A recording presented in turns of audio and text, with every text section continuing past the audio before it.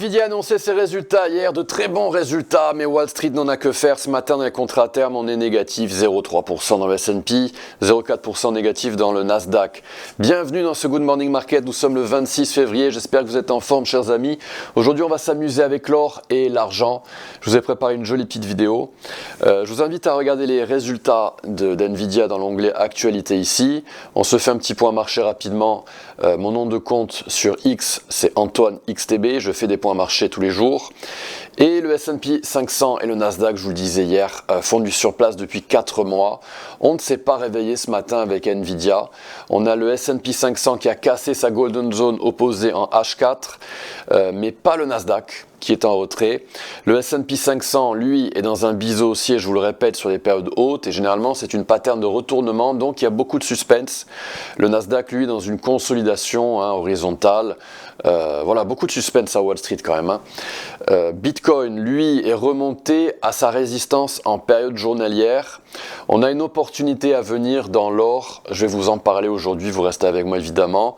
Le pétrole, lui, pourrait débuter une longue ascension vers les 160 $. Je vous invite à regarder la vidéo d'hier, une vidéo intéressante. Alors, on bascule dans X-Station. Juste un petit truc à vous dire. Voilà, j'ai aussi le CNN Fear and Greed Index à vous montrer, qui lui est vraiment neutre. Il horizontalise lui aussi à un niveau neutre. Donc, X-Station, aujourd'hui, on a des annonces. Alors, est-ce que le PCE, l'inflation américaine à 14h30, va remuer un petit peu Wall Street, va la faire décider dans sa tendance, reprise de tendance haussière ou correction en période hebdomadaire. Il y a beaucoup de suspense, je vous le répète, comme un perroquet. Demande hebdomadaire au chômage à 14h30, donc tout ça, ce sera avant l'ouverture à Wall Street. On bascule dans mon analyse de l'or. Alors l'or, vous le savez, est dans une tendance haussière absolument extraordinaire. On est en train de cibler les 6090 $ dans l'or. Est-ce qu'on va y aller en ligne droite? Est-ce qu'on va avoir le luxe de se faire un double top avant de redescendre et aller chercher les 4300 $, la golden zone? Ça, on ne peut pas le savoir encore. En attendant, on a cassé quand même la golden zone opposée en H4, ce qui est une très bonne nouvelle sur le court terme pour les bulls. Quoi qu'il en soit, voilà, la cible pour les algos est ciblée à 6090 $. En période H4, alors beaucoup de choses à vous dire en période H4, je vais mettre en full PC, beaucoup de choses à vous dire. Alors, on a déjà un support géométrique ici. On est vraiment des chercheurs de confluence dans l'or et dans le marché en général. Donc voilà, déjà un support géométrique marqué par cette ligne de tendance. Ensuite, on a Fibonacci. Alors Fibonacci, lui, regardez ce qui s'est passé. On a eu cette golden zone atteinte à 4685 $. Je vais étendre le rayon. Et cette cible atteinte avec une jolie petite mèche hier à 5254. Ok. En interne, on a eu d'autres mouvements mesurés haussiers. Donc on a eu ce premier mouvement mesuré haussier. Je vais enlever le rayon pour qu'on y voit un peu plus clair. Voilà, une golden zone visitée à 4832 $. On a bondi. Cible atteinte également. Je vous invite évidemment à visionner mes vidéos éducatives pour comprendre ce que c'est un mouvement mesuré haussier. C'est absolument évident. Donc comme on a atteint cette cible à 5228 $, eh bien, on a un autre mouvement mesuré théoriquement qui se prépare, un mouvement mesuré haussier numéro 2. Je vais bien vérifier que je me suis bien ancré avec la touche Shift avec mon clavier. Tac, voilà. Et on pourrait donc descendre à 5045, ce serait le mi-chemin, retracement des 50%, et le retracement des 61,8% à 4997 $. On pourrait aussi se contenter du retracement des 38%, un niveau qu'on a déjà atteint ici avec cette petite mèche. C'est important cette réaction parce que ça veut dire qu'on a des algos qui travaillent. C'est vraiment une preuve de présence algorithmique, cette petite mèche à 38,2%. On pourrait donc casser ce petit triangle à la baisse en période H1, redescendre et aller dans ma boîte verte. C'est le setup que je vous ai proposé hier sur X et sur X-Station. Pour après ensuite cibler les 5345 dollars. Par contre, attention, je vous disais tout au début de cette analyse qu'on a atteint une cible ici en H4 avec ce premier mouvement mesuré haussier qui a été tradé avec une cible située à 5254. Ça veut dire que techniquement, on peut effectuer ce mouvement mesuré haussier pour un mouvement mesuré numéro 2. Donc attention, ne zoomez pas trop, soyez ouverts d'esprit aussi bien techniquement, parce qu'on pourrait redescendre et aller chercher 4952 dollars et peut-être se contenter du retracement des 38% à 5022 dollars, qui se retrouve dans notre boîte verte. Donc jouez bien avec vos retracements de Fibonacci. On pourrait également faire un triangle et aller chercher le retracement des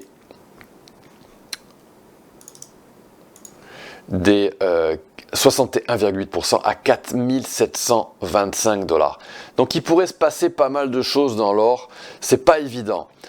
Autre élément important, donc évidemment toute cette procédure vous la répétez chez vous avec Fibonacci chez vous sur vos graphiques. Si on casse cette ligne de tendance, on devrait normalement logiquement se diriger vers cette boîte verte inférieure. Ce support géométrique de Fibonacci doit tenir pour que ce mouvement mesuré haussier ait des chances de succès. Par contre, je vais me basculer en mode vague d'Elliott. Et ici, on est en mode avec des barres. On pourrait avoir une vague C qui a commencé et qui pourrait aller surprendre tout le monde à la baisse de façon assez lente, dans le cadre d'une correction en forme de zigzag. Donc je vous invite à lire le livre de Robert Prechter sur les vagues d'Elliott. Et si c'était le cas, si on devait avoir un ABC à la baisse, après une très très violente vague A à la baisse, qui précéderait une vague C beaucoup plus lente, eh bien on pourrait aller chercher cette golden zone à 4300 dollars. Donc on aurait cette vague A, B, C à un moment donné. Évidemment, on peut aussi aller chercher le précédent plus historique et éventuellement faire une flat avec un double top suivi d'un double creux. Pour l'instant, on n'y est pas. Cette chute initiale dans la vague A laisse à penser qu'on pourrait être dans une vague C. Quoi qu'il en soit, je vous le répète, les algos, eux, nous dépeignent quelque chose de totalement différent avec... Je bascule en mode algo avec Fibonacci et avec cette golden zone qui a été légèrement percée et qui laisse à entendre que voilà, c'est haussier sur le court terme. Alors moi, il y a un retracement que j'utilise très très fréquemment, c'est le retracement des 70,7%. Voilà. J'aurais beaucoup plus de confiance si on arrivait à le casser, parce que les algos parfois vont utiliser et positionner leur stop loss de l'autre côté de ce niveau clé. Et vous voyez qu'on ne l'a pas cassé. Donc c'est toujours une possibilité qu'on descende via une longue vague C, voire dans une vague qui permettrait d'avoir un triangle. Donc voilà, soyez ouverts d'esprit dans l'or. On bascule dans le silver, chers amis. On bascule dans le silver, dans mon autre onglet commodité. Et voilà ce qu'on a dans le silver. Alors le silver, lui, avec les vagues d'Elliott, il est très propre. On a ce qu'on appelle un double zigzag potentiel qui pourrait être en train de se former dans l'argent. On a eu cette chute qui s'est faite en 3 vagues, ABC, ABC à la hausse, et donc on pourrait redescendre dans le silver via un autre ABC au sein de cette vague Y. Donc là on est dans de la technique elliottiste, donc je vous invite à lire le livre. Grosso modo, moi ce que j'essaye de vous dire en fait, c'est que on est face à des résistances massives. Ici, avec... On va basculer en mode algo. Vous voyez que je joue beaucoup avec mes bougies, avec mes modes de graphique. On a eu cette ligne des 38% en retracement qui a servi de résistance. On s'est fait déglinguer à la baisse. On est remonté. Et là, on est en train d'éviter le retracement des 50%. Ok ? Est-ce qu'on va aller chercher la golden zone opposée ? Pas sûr. Le silver semble plus faible que le gold. Est-ce qu'on a une vague C qui vient de se terminer? Eh bien, regardez en interne, on a 1, 2, 3, 4, 5. On a une petite structure impulsive qui semble être complète. Donc à suivre. En tout cas, avec les algos, l'argent, lui, est venu chercher la golden zone pour un mouvement mesuré haussier numéro 1. Je vais enlever le retracement des 38%. Voilà, ici, aux alentours des 72 $, on a rebondi et on a atteint cette cible. Vraiment pile poil dans le silver, en même temps que le gold, lui, atteignait sa cible également. Le prochain setup en H4 avec nos amis les algos, eh bien, il est dans cette boîte verte. Je clarifie un peu mon graphique, hein. Vous m'excuserez, chers amis, hein. J'ai envie que ce soit bien propre pour vous, pour que vous puissiez bien comprendre. Voilà, prochain setup dans le silver, eh bien, on est situé entre 81,4 et 79,1 $.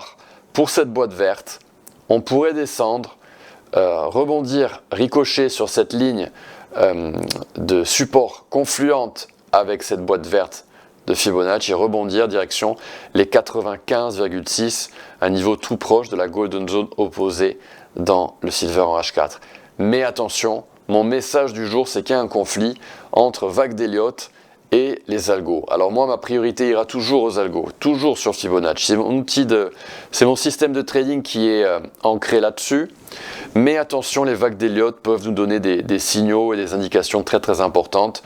En tout cas, il va y avoir un niveau très très important ici qui ne devra pas être cassé.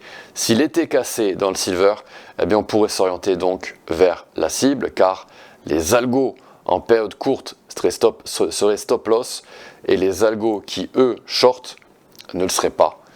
Et donc on aurait un signal baissier si on cassait cette boîte verte pour aller chercher les 50,25, ce qui nous enverrait peut-être, pourquoi pas, souvenez-vous, hein, à ce niveau de support inférieur, à 53,46 $, le retracement des 61,8% dans le silver. C'est toujours une possibilité qu'on y aille.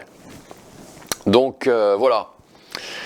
Beaucoup de choses à vous dire, beaucoup de signaux assez mixtes, mais en attendant, voilà, je vous ai déjà proposé ce setup dans le gold sur ma page X et sur Xstation pour un trade en H4. On verra s'il fonctionne. Chers amis, j'espère que cette vidéo vous a plu. Si elle vous a plu, merci de la liker et de la partager. On se donne rendez-vous la semaine prochaine pour un autre Good Morning Market. Ce sera mardi. Très très belle journée et à bientôt. Au revoir.